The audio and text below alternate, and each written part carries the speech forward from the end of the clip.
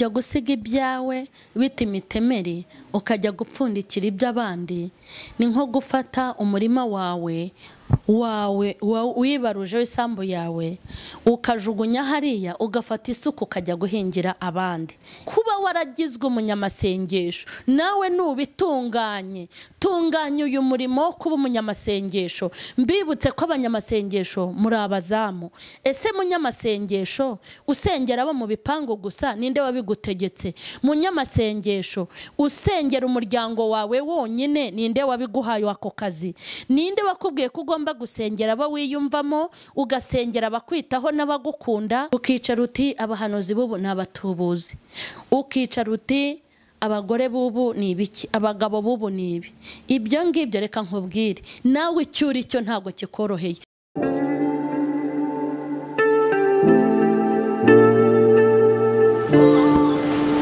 Yesu ashimwe. Nitwa Mukeshimana Emerita, zwi ku izina rya Mama Charlene. Ndabaha ikaze kuri YouTube channel yanjye, aho tugiye kujya dukurikiranira ijambo ry'Imana n'ubuhamya bw'abantu bagiye batandukanye, n'impuguro zigenewe ibyiciro bitandukanye ndetse n'ibindi bifasha ubugingo. Turabashuhuje mu izina rya Yesu Kristo w'i Nazareti. Muri kumwe na Mukeshimana Emerita, zwi ku izina rya Mama Charlene. Turi kuri Mama Charlene official. Tubahaye ikaze kandi tubashimira, tubifuriza n'umwaka mwiza. Turasuhuza abo mu gihugu cy'u Rwanda mu ntara zitandukanye uko mugenda mudukurikirana. Turasuhuza abo mu bihugu by'abaturanyi by'ababanyi uko mudukurikirana. Turasuhuza abari muri Amerika ya ruguru, Amerika y'epfo. Turasuhuza abo muri Europe, turasuhuza abo muri Australia no muri rusange mu bihugu bitandukanye bya Afrika. Imana y'amahoro ibaha umugisha kandi mwese mbifurije kugira umwaka mwiza. Uyu mwaka twinjiyemo uzabe mwiza mu bugingo bwanyu, uzabahuze n'Imana. Uyu mwaka muzabone ishya n'ihirwe. Uyu mwaka abaguye muzabyuke, abatarakizwa muzakizwe, abakijijwe muzarusheho gukizwa, muzahure n'ibyiza byinshi. Imana rero nibahe umugisha cyane. Nagira ngo mbifurize umwaka mwiza kandi muzawutangire neza. Imana y'amahoro ibishimire. Nyuma rero ku itariki 2 nibwo nahawe message, niyo shaka kubaha. Nayibahawe mu gitondo. Niyo shaka yuko mbaha uyu munsi. Imana yampaye ubutumwa. Ubu n'ubutumwa ngiye kubaha nahawe n'Imana muri uyu mwaka utangira. Turareba urwandiko Paulo yandikiye Tito kugira ngo tubone uko ntanga ubu butumwa. Urwandiko Paulo yandikiye Tito ibice byaho 5 ku murongo waho wa mbere. Titiri ivuga ngo Paulo ashinga Tito gutunganya ibyitorero ry'Ikireti. Icyatumye ngusiga Ikireti ni ukugira ngo utunganye ibyasigaye bidatunganye, kandi ngo ushyire abakuru b'itorero mu midugudu yose nk'uko nagutegetse. Ariko aho nashakaga, icyatumye ngusiga Ikireti ni ukugira ngo utunganye ibyasigaye bidatunganye, kandi ngo ushyire abakuru b'itorero mu midugudu yose nk'uko nagutegetse. Amen.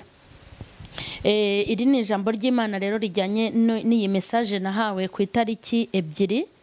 Iyi message njya kuyihabwa ku itariki ya 1 n'ijoro. Hari ibihe twafashe byo gusenga njye n'abana banjye. Twari turimo gushimira Imana ukuntu yabanye natwe mu mwaka wa 2020. Hari ibyo twari turi kuyishimira, buri mwana agenda yishima, buri mwana yishima. Twafashe umwanya wo gushimira Imana kandi turi no kuyereka uyu mwaka kugira ngo izakomeze ibane n'umubiri n'ubugingo bwacu, izakomeze ibane n'itorero n'igihugu n'umuryango wacu. Ako gahe ku bantu b'abakristo iyo umwaka urangira cyangwa utangira baragafata twagafashe rero ku ya mbere nijoro turimo turasenga Imana ivugana nanjye ibintu bikomeye inyuze mu mwana wanjye Charlene. Ibyo bintu yavuze bukeye mu gitondo nari ndi kubitekerezaho, kuko ni amagambo akomeye nabwiwe ntari bubabwire. Ndi kubitekerezaho ayo magambo Imana ivuze nsanga arakomeye. Noneho nicaye numva ijwi rimbwira ngo fata ikaramu n'urupapuro hanyuma wandike ngo utume nkubwira amagambo uzambwirira abantu b'Imana. Haleluya. Mbaje kongera kubasuhuza mu izina ry'Yesu ngo mutege amatwi. Nzavuga ku bice bitatu by'ubu butumwa. Icya mbere ni impamvu Imana yagusize. Nkubwira ukuntu burya mu masegonda irakurinda, mu minota irakurinda, ku munsi irakurinda, mu kwezi irakurinda, mu mwaka irakurinda. Bivuze ngo itakurinze no mu isegonda rimwe waba umaze gupfa cyangwa ukangirika, kuko nta kizira Satani abafitiye. Ikindi cyiciro tuzaganiraho, menya impamvu urindwa. Ugomba kumenya ni iki gituma Imana indinda. Ntabwo Imana ikurindira kugira ngo usohoze ubugome bwawe, nta nubwo Imana ikurindira kugira ngo imishinga yawe yuzuze. Ikurindira ibintu bibiri, niko yambwiye. Ikintu gituma Imana irinda umuntu wese uri ku isi, ikurindira ibintu bibiri. Ikurindira kukwingingira gukizwa, ikakurindira no kuyikorera. Ni ibintu bibiri. Ikindi cyiciro cya gatatu tugomba kuzaganiraho ni ikivuga ngo iyo ukomeje kwinangira, ugakomeza kuguma mu bibi, ntutunganye ibidatunganyije, nabwiwe ibintu bibiri bizakubaho: urupfu no gucibwamo umurongo. Imana ikagukarabira imbere ikavuga iti ntako ntakugize. Sinkwifurije ko Imana izakaraba, sinkwifurije ko izagukura muri uyu mubiri utarumva, ariko nawe ugomba kubahiriza ibisabwa. Dusomye ijambo Pawulo yandikiye Tito.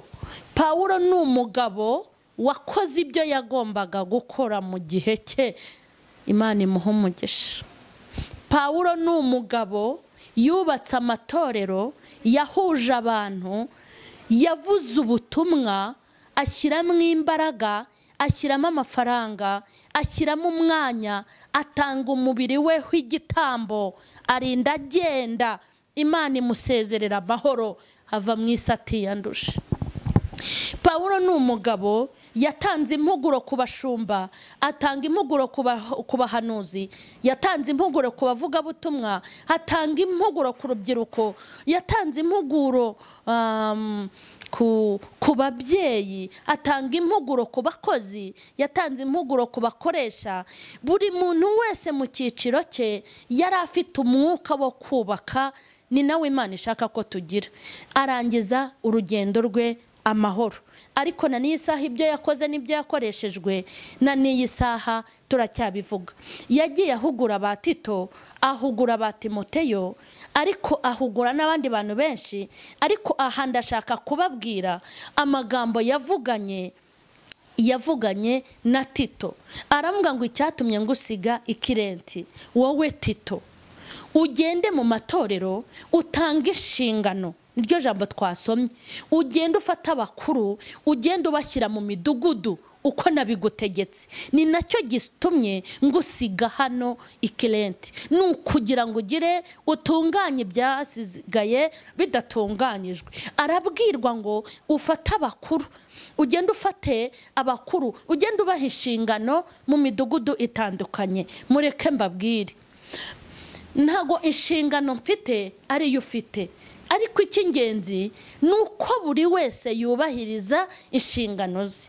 Burya ni nayo mpamvu kujya gusiga ibyawe biti imitemeri, kujya gusiga ibyawe biti imitemeri ukajya gupfundikira iby'abandi, ni nko gufata umurima wawe wibaruje w'isambu yawe ukajugunya hariya, ugafata isuka ukajya guhingira abandi. Ibyo mbivugiye iki? Burya mwicaye murimo muranegurana ngo abashumba barya amaturo. Nge mbibutse ko ibintu mvuga mbivuga nk'umuvugabutumwa cyangwa nkabivuga nk'intumwa. Ariko ujye wicara utekereze iyo wicaye ku bantu ngo abashumba bubu ngo nabo kurya amaturo, wabishyize mu rwenya no mu biparo. Ukicara uti abahanuzi bubu n'abatubuzi, ukicara uti abagore bubu ni ibiki, abagabo bubu ni ibi. Ibyo ngibyo reka nkubwire, nawe icyuri cyo ntabwo kikoroheye. Ujye ucungana n'ibyawe kuko nawe ufite umuzigo. Reka nkubwire, ntabwo Imana izakubaza iby'abashumba kandi uri umukirisitu, izakubaza iby'abakirisitu.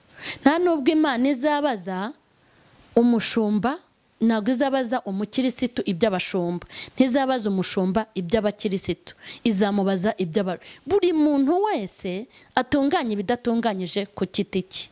Nubwo utari umushumba uri umukristo. Umushumba afite inshingano ze, ariko nawe ufite izawe. Kandi buri wese mu nshingano ze ntaworohewe. Nubwo ntari umuhanuzi, nkaba ndi umuvugabutumwa. Umuhanuzi afite ibye n'umuvugabutumwa afite ibye. Ntihagire uwicara ngo agereke akaguru ku kandi. Twese turi ku rugamba, nta wageze mu ijuru. Kandi Imana, reka mbabwire, nababwiye ko nta murongo, ntabwo Imana izakoresha abantu 200. Ku murongo umwe twese tuzahahagarara. Umuntu utazacirwaho iteka ni umuntu umwe wabanye n'Imana neza, we nta n'urubanza rumurindiriye. Ndashaka kwibutsa umuntu wese ufite icyo ashinzwe. Uwo mvuga ufite icyo ashinzwe, niyo mpamvu ushaka ko kubwira ngo icyo uri cyo cyose ntugitunganye, kuko nta muntu worohewe.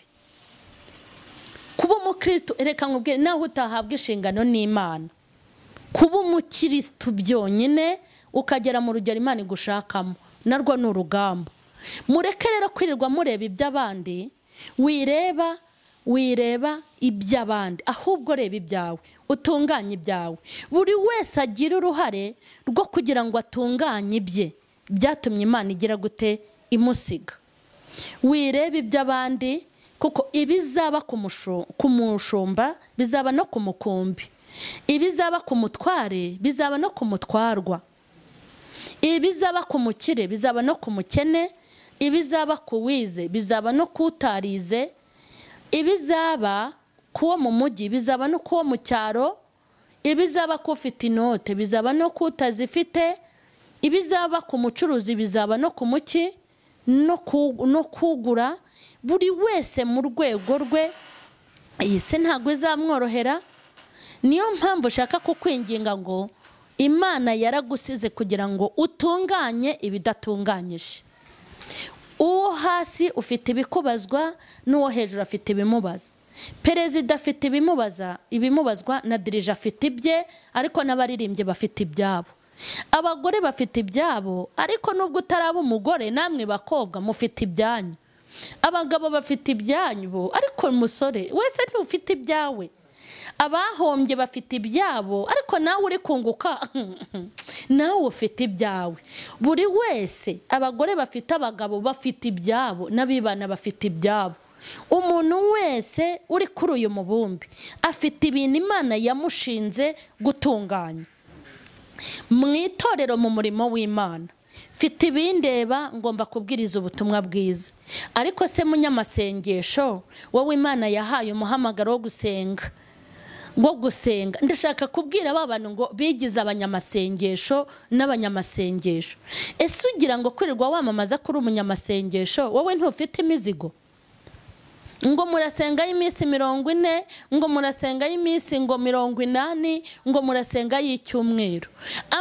Kuba waragizwe umunyamasengesho, nawe nubitunganye, tunganye uyu murimo wo kuba umunyamasengesho. Mbibutse ko abanyamasengesho muri abazamu. Ese munyamasengesho usengera abo mu bipangu gusa, ninde wabigutegetse? Munyamasengesho usengera umuryango wawe wonyine, ninde wabiguhaye ako kazi? Ninde wakubwiye wakubwiye ko ugomba gusengera abo wiyumvamo, ugasengera abakwitaho n'abagukunda? Ninde wakubwiye ko usengera itorero udashyizemo igihugu? Ninde wakubwiye ko uzasengera abo wemera n'abo muziranye?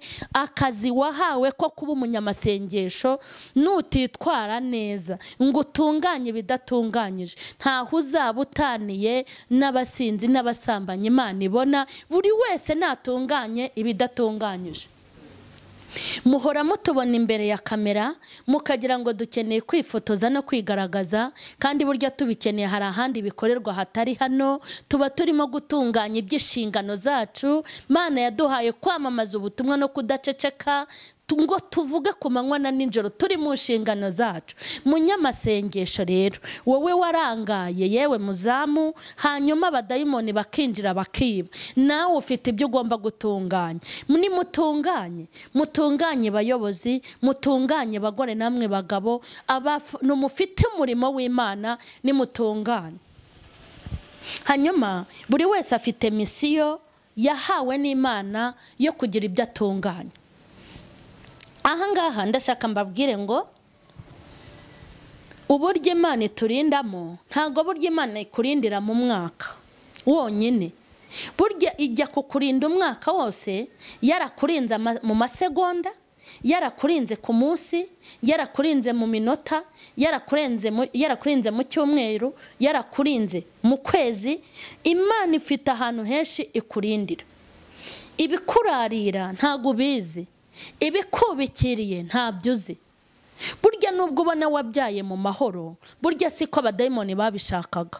Kuba warakoze ubukwe bugataha ukaba wicaye mu rugo, burya ikuzimu bafite ibyo bari bapanze. Kuba abana bawe ukibafite bose uko wakabyaye, ntago ari uko Satani yanezerewe. Hari uburinzi bukomeye Imana yohereje. Ureka nkubwire, kuba ugize imyaka 30, ukaba ugize imyaka 5, ukaba ufite imyaka 10, ukaba ugize 16, ukaba ufite 20, ukaba ugeze muri 70, nagira ngo nkubwire, nta bubingwa bwawe bwagiyemo, nta n'ubuhatari bwawe burimo. Hari imbaraga z'Imana zakurinze. Mpamvu ndi kuvuga amagambo yose, nagira ngo ngusobanurire iyi message Imana yampaye, imbwira ngo ni nkubwire ngo kuba yarakurinze ntago yakurinze kugira ngo wiyobagize cyangwa wiyobore. Yarakurinze kugira ngo utunganye ibidatunganyije. Ibyari kuguhitana ni byinshi. Burya gereza ntiwari kuyivamo, na bya bimenyetso bigukura muri gereza ntibyari kuboneka. Ingendo wakoze utamenya umubare wawe, burya hari ibitero bikomeye byari byateguwe.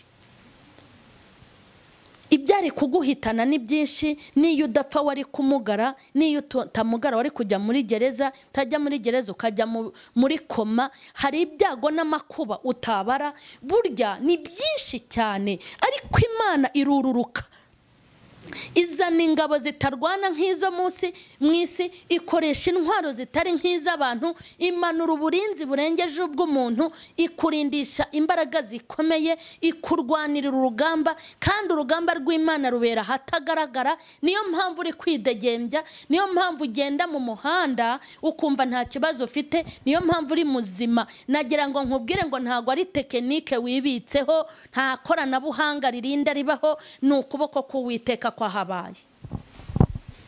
Ubaraba abakobwa wasambanye nabo, ubu nawe uba waranduye. Ureba abagabo mwaryamanye, uba wuryamanye kakarwara. N'abayifite namwe, Imana yabongereye abasirikare mu mubiri badaturutse kuri bya binini byonyine, kuko bifite umumaro hake, ariko hajemo n'uburinzi bw'Imana. Kuko abo mwayinywereye rimwe harimo abapfuye, abo mwayinywereye rimwe harimo abatagihumeka, hari n'abira mbese ibyago byabaye ku bandi. Burya byari gukunda. Utinye rero ikintu cyatumye ikurinda uri umusinzi, ikakurinda uri umusambanyi, ikakurinda uri umujura, ikakurinda ujye kuzimu, ikakurinda ujya mu bapfumu, ikakurindana n'iyo miti mwirirwa minjiza mu nsengero, ikakurindira n'izo nzara tugendana, ikakurinda n'ibikagira ufite, ikabarinda na ya miti mushyiraho mucururiza. Ariko Imana ikanga ikakurinda n'ibyo byuka wisiga ngo bitagenda gute, ikakurinda ititaye ku bugome bwawe, ikakurinda ititaye ku bugambanyi bwawe, ikakurinda ititaye ku bwambuzi bwawe, ikakurinda ititaye ku manyanga n'amafuti yawe. Imana ya Isiraheli ikakurindisha imbaraga zayo zikomeye, ititaye ku bugome bwawe n'ubupagani bwawe. Yarakurinze ititaye kuko waguye, irakurinda nk'Imana irakurinda. Kukurinda kwayo rero, kukurinda kwayo, dore ibintu bibiri byatumye ikurinda, turi bubirebe ku ntuza ya kabiri. Ariko ndashaka dutekereza aka kanya uburyo kiyaturinze. Urebe impanuka zabaye bagapfa wowe ugasigara. Urebe abana bari bafite ubwenge bize batabashije kwiga kubera kubura minerivare, wowe utagira ubwenge Imana ikayiguha. Urebe ukuntu Imana yagiye gutabarira mu kumanywa na nijoro. Urebe intara, urebe ibihugu, urebe utuyira ugenda unyuramo Imana ikakurinda. Uburinzi bw'Imana nge ndifuza ko abakomeye babutekerezaho, n'aboroheje ni mu butekerezeho, muvuge ngo Imana yitahaba byari kumera gute. Njya nkunda kubabwira ngo buryo wa muryango wa gereza burya nawe wawukwirwamo. Ariko Imana irakurinda ntiwajyayo, cyane ko nabo yajyanye ifite icyo yagiye cyatumye bajyana nayo. Kandi kambabwire n'ubundi nabo yarindiyeyo nabo bazahasohokana ishimwe, kuko abantu bose ntibabaho kimwe. Burya Satani ategura ibitero mu masegonda. Mu isegonda imwe burya yakwica, mu isegonda imwe utwite yagukuramo inda. Satani mu isegonda imwe yakugira umusazi, mu isegonda yonyine yakugendesha mu kagare, mu isegonda imwe yakugira umukene bikemera, mu isegonda yaguhombya bigakunda, mu isegonda yagusenyera urugo, mu isegonda burya abana bawe yabagira ibyomanzi, mu isegonda yakora amabi menshi, mu isegonda. Burya ni nayo mpamvu muri iyo segonda Imana igihakorera ikarinda, igihakorera igatabara. Reka nkubwire, Imana ifasha abasirikare gucunga umutekano, igafasha abapolisi gucunga umutekano, Imana ifasha abaganga kuvura, ifasha abashoferi gutwara, Imana ifasha abayobozi kuyobora, Imana ikorera muri hedikota nyinshi zitandukanye, Imana iba mu makampani yose, Imana irahakorera. Nagira ngo nkubwire ngo ahantu hose Imana irahakorera ikarengera ikiremwa muntu. No muri ibi bihe bya korona itangira turi muri guma mu rugo, narinzi ko abantu muzasohoka tureba nk'udusimba, narinzi ko tuzahinduka amagufwa gusa inyama zikadushiraho. Ariko iyo ntambutse mu muhanda nta n'uwamenya ko korona ihari, usibye ko muzi kuvuza induru no gutaka, mugira urusaku. Niyo mufite amafaranga niko mwabaye, umwuka wo gutaka no mu gihe cyiza niko mwabaye. Ariko witegereje muri rusange uburyo ubuzima bwabaye, abantu mugakakara mu mwikofi ku makonte bikabadanje no mu kazi, mukajya musimburana mu buryo bwo gukora. N'uwareba uko musa abona yuko Imana yahabaye, Imana yarahabaye, yagabanyije ubukana bwa korona. Korona iraza ariko ibamba amahema, korona iraza ariko Imana iraturengera, kuko ukubitanye n'abanyarwanda n'abanyarwandakazi nimwe mbasha kwibonera. Murakeye murasa neza, nta bantu twashyinguye kubera inzara, nta gikuba cyacitse. Imana yagiye ibana natwe. Imana ndashaka kukubwira muri iki cyiciro ngo buri wese atekereze uko Imana yabanye nawe. Muri wese yibuke, niwibuke muri uyu mwaka turangije n'uwabanjirije uyu wo turangije 2019, urebe inzira zawe, hita uzisuzuma, hita utangira urebe ahantu Imana yakurinze. Imana irashaka ko wicara ugatekereza Imana irashaka yuko utongera kuhubuka ngo wiruke muri uyu mwaka. Mbere yuko nkubwira icyatumye Imana ikurinda, ndashaka ubanze wibaze ku burinzi bwayo bwonyine. Nanjye nshobora kubwibazaho, nanjye aka kanya nabutekereza, natekereza, nareba amakompura y'abadayimoni yangezeho nkaba nta n'inkovu mfite, nareba impanuka abadayimoni bateguye nkaba ntari kugendera mu kagare, nareba inyatsi banyoherejeho nkaba nkomeje kubaho kandi nkaba mbayeho neza, nareba ukuntu bateye abana banjye bakandwanya bakaba bose ari amahoro bari kwiga yaratubambiye amahema, natekereza ukuntu yangabyeho ibitero kugira ngo ntazongera kuvuga, ariko Imana ikankura ivata mu kanwa nkaba nkomeje kurangurura. Nareba ukuntu yandindiye itorero, nareba ukuntu yandindiye umuryango nkaba nishimye, nareba ukuntu mfite amahoro mu gihugu cyanjye. Nanjye mfite ibintu ndimo ndibuka, ibyo mbabwiye n'ibyo ntababwiye, no kuba nkifite iri zina. Reka mbabwire, izina Mama Charlene ni izina ryiza nishimiye, ni izina ry'amateka ku bugingo no ku buzima bwanjye, no kuba ndi Mama Charlene nkaba nyiri Mama Charlene nabyo nishimwe, nashimira Imana. Narindi kwibuka ku giti cyanjye, nkibuka ukuntu nari umukirisitu nkiri umukristo kandi wa Kristo, nkibuka n'ibintu byaje kugira ngo ntakomeza kuba we. Nanjye mfite ibintu ndi gukurura ku buzima bwanjye, hari ibyo ndi gukurura. Nawe nyemerera utekereze ku Mana, tekereza ku Mana, uyitekerezeho. Igihe korona yatangiraga wumvaga uyu mwaka uzarangira usute? Igihe korona yabaga tukajya muri guma mu rugo wumvaga ya mezi uzaba ukirya? Wumvaga uzaba ucyambara? Wumvaga uzaba ugicuruza? Wumvaga uzaba uhumeka? Ese hamwe abanduye bajya kiriya cyumba we ntiwakwirwamo? Ese abantu bazize korona ugira ngo wowe ufite amaraso atameze nk'ay'abandi? Tekereza ku Mana, tekereza ku Mana. Mbere yuko twinjira muri message neza, Imana ibanje kukwibutsa ngo tekereza, ese urugo rwawe kuba rutarasenyutse nuko uzi gutanga akaya kurusha abandi bagore? Niko wa mugabo we kuba ukibana n'umugore wawe nuko utanga rasiyo kurusha abandi? Ndashaka kukubaza wowe wiga bigakunda, nuko ufite ubwenge, ubwo bwenge se ni umurage papa we yaguhaye? Kuba warabonye minerivare ntago wabishimira Imana? Ndashaka dukurure turebe amaboko Imana yakoresheje kuri twe kugira ngo tugeze magingo aya. Kurura imirimo y'Imana, ongera uyitekereze. Iyo ubona ukora ubukwe n'uburaya wari ufite, ese ugira ngo Imana yapfuye kukurinda? Iyo ubona umuntu ukwemera n'uburumbo wari ufite wa musore we, ese ugira ngo nta basore bitonda batarashaka? Iyo ubona Imana iguha inkwano nuko wayikoreye mu misozi ingana iki? Imana yaguhaye igishoro nuko wavuze ubutumwa hangana iki? Imana yagiye gutabara wari warayikoreye iki? Vuga ngo ntacyo nakoze kuko n'abakoze kundusha mbona mbarusha kubaho. Kurura imirimo Imana yakoze, yikurure shoferi we, wirirwa uca ku mpanuka, wirirwa uca ku bakoze impanuka, wirirwa uca kuri moto. Bagenzi bawe barapfuye, abandi dore baramugaye, abandi bagendera mu kagare, wowe urakidegembya mu muhanda.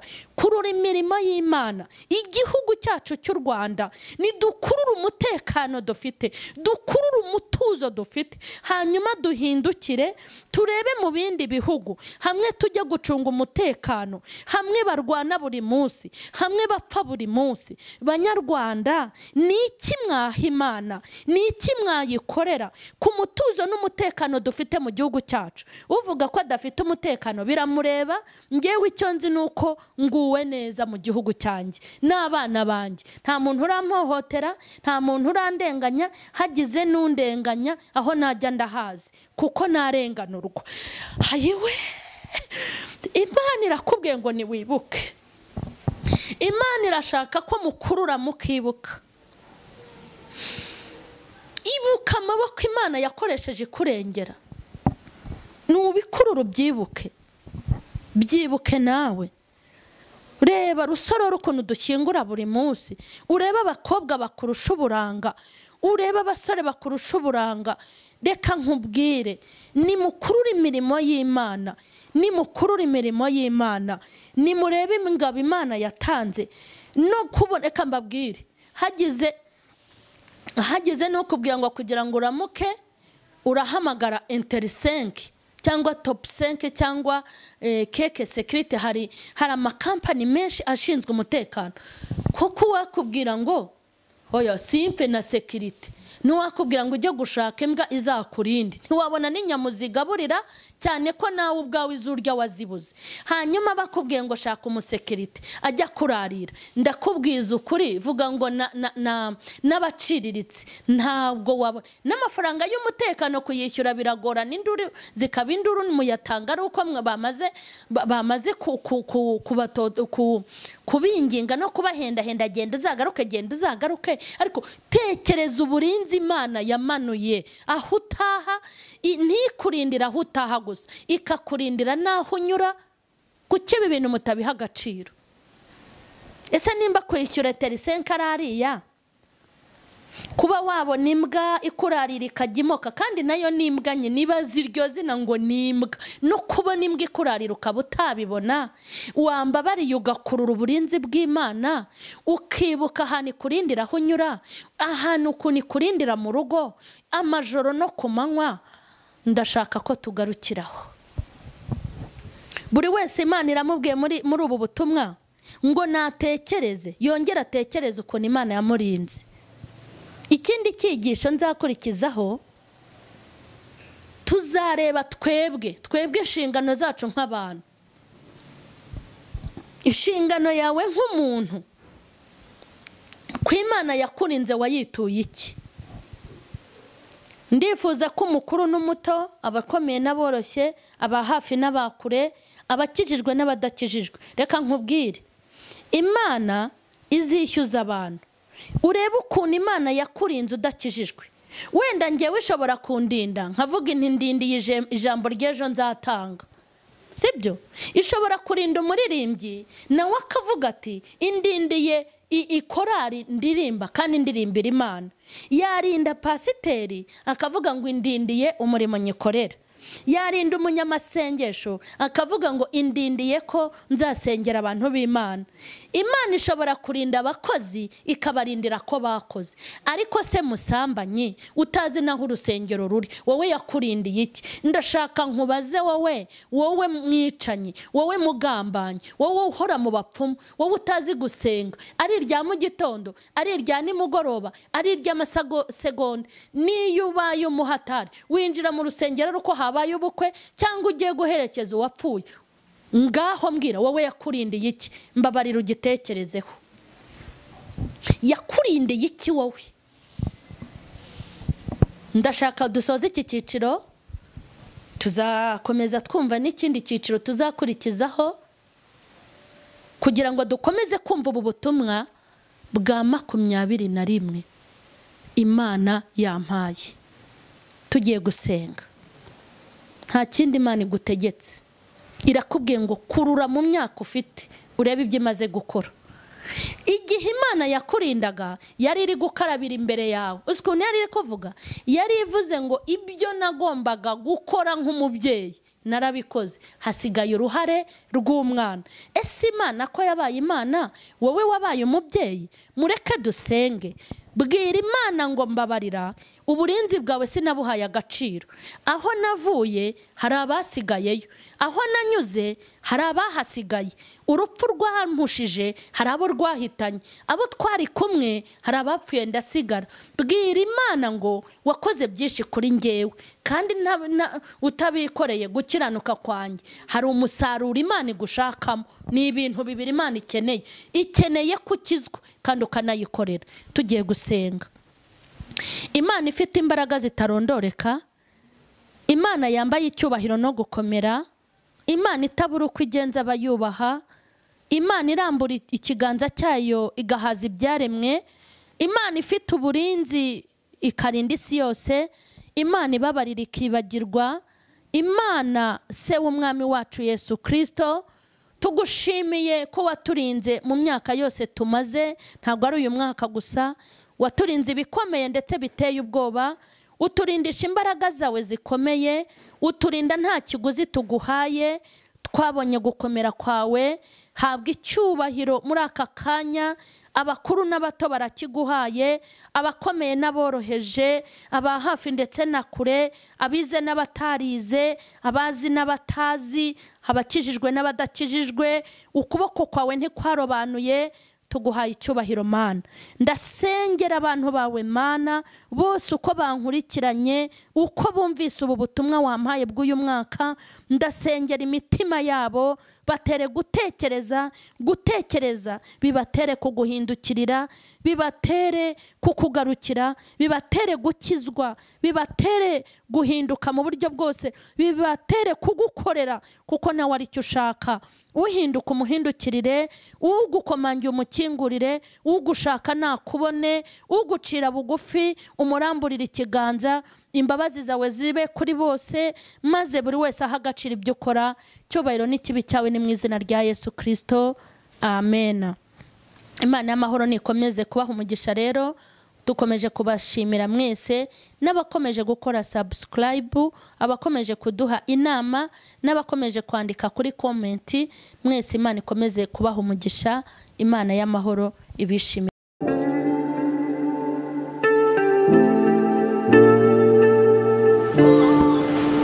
Yesu ashimwe. Nitwa Mukeshimana Emerita, zwi ku izina rya Mama Charlene. Ndabaha ikaze kuri YouTube channel yanjye, aho tugiye kujya dukurikiranira ijambo ry'Imana n'ubuhamya bw'abantu bagiye batandukanye, n'impuguro zigenewe ibyiciro bitandukanye, ndetse n'ibindi bifasha ubugingo.